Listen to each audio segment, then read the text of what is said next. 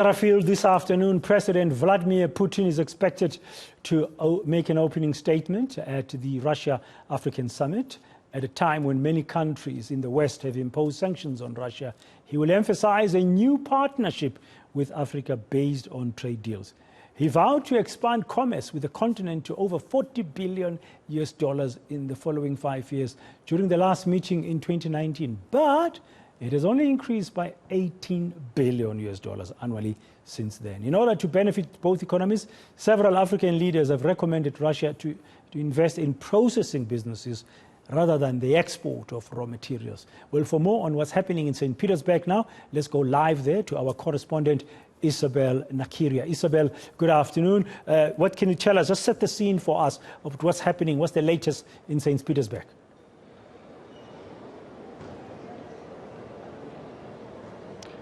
President Putin has already addressed the session.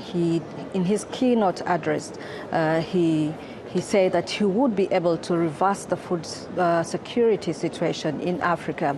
He has said that 50 million tons of food will go to 3 African countries, that is Mali, Burkina Faso, and Eritrea. These are the countries that are facing the worst food shortages.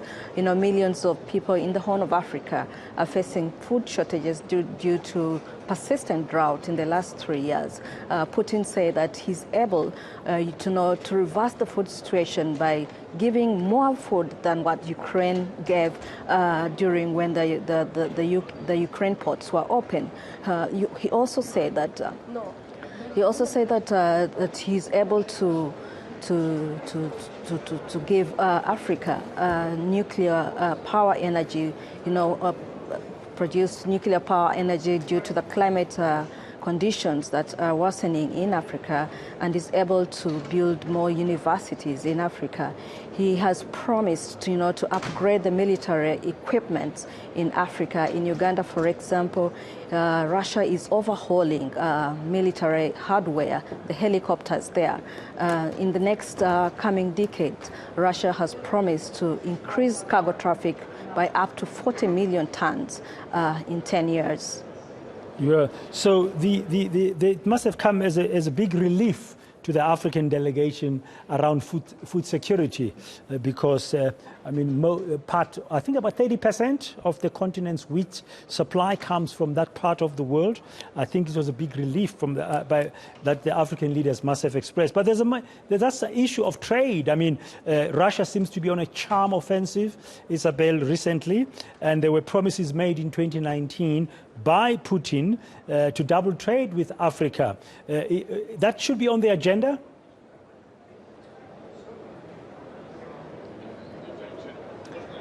Obviously, that has been on the agenda. He promised to double trade by $40 billion in exports, but that did not happen.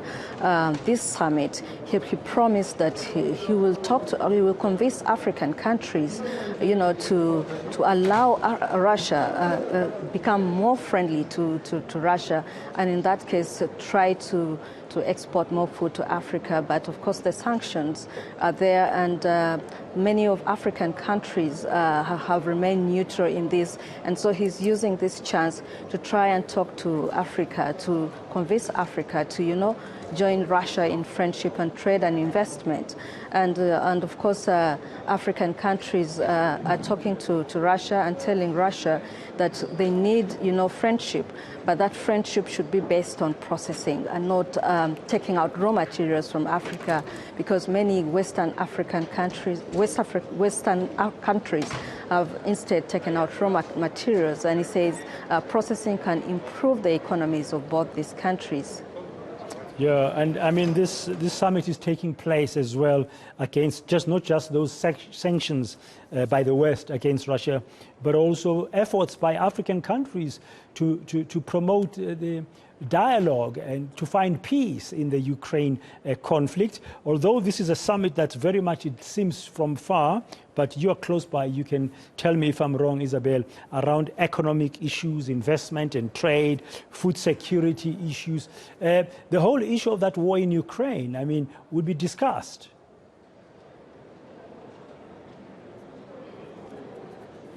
Yes, we are told on the sidelines President Putin will meet 6 African leaders, including President Ramaphosa, who led this team in the last meeting about a month ago. That last meeting was not very fruitful, but Africa is trying to convince President Putin and, of course, Ukrainian president that war cannot solve issues. Africa believes that through peaceful negotiations, conditions in the countries can improve. It has held peace talks in South Sudan. It has helped improve the situation in Somalia, in the DRC, and in Sudan. And it's trying to tell Russia that, please, let's talk and not fight. Russia will use Russia and Africa. Russia thinks that Africa may, change the conditions between Ukraine and Africa and Russia. Yeah, it's a 2-day summit, Isabel. Today is 27th. It's up and running. As you said, President Putin has already opened it, making his opening remarks. What do you expect to happen tomorrow? Have you got an idea what they'll be doing tomorrow?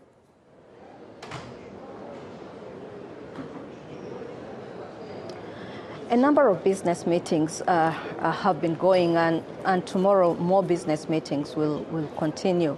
And a number of agreements will also be signed. Russia and Africa may get agreements in education, in science and technology, of course, nuclear energy, infrastructure. Russia is very interested in helping on the humanitarian basis. It already said that it's capable of producing more food and sending to Africa than what Ukraine did. And so some of these agreements will be signed tomorrow. We expect to see the meeting coming to a close with declarations being signed. Thank you very much, Isabel Nakirya, in St. Petersburg. Is a correspondent there, and St. Petersburg today and tomorrow hosting the second Russia-Africa summit, and really top of the agenda besides geopolitical security issues, with issues of food security. And Russia trying to guarantee that Africa will be supplied much needed grain despite the conflict in the Ukraine. And they're expecting to be signing a number of agreements tomorrow around trade and investment. You are watching